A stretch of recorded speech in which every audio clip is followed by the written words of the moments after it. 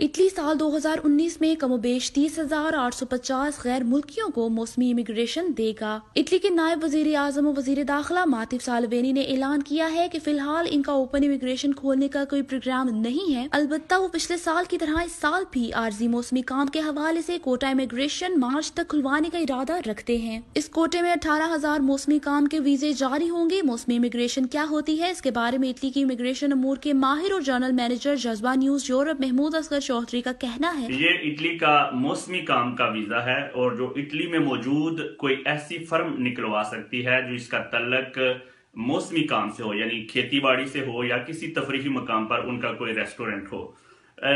یہ اس کانٹریکٹ میں غیر ملکی جو ہے وہ محدود مدت کے لیے اٹلی آتا ہے، یعنی 6 ماہ سے لے کر 9 ماہ تک۔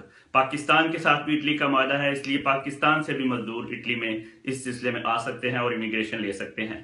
لیکن اس ویزے کی جو اپلائی کرنا ہے وہ اٹالین فرم نے اٹلی سے ہی اپلائی کرنا ہے، آپ پاکستان میں بیٹھ کر اس کو اپلائی نہیں کر سکتے۔ پاکستان سے آپ کا صرف پاسپورٹ چاہیے ہوگا۔ اس سال کے کوٹے کے لیے درخواستیں 18 جنوری سے باقی 12,850 ویزے ان غیر ملکیوں کو ملیں گے جو اٹلی میں اسٹڈی ویزا یا کسی دوسرے عارضی ویزے پر موجود ہیں۔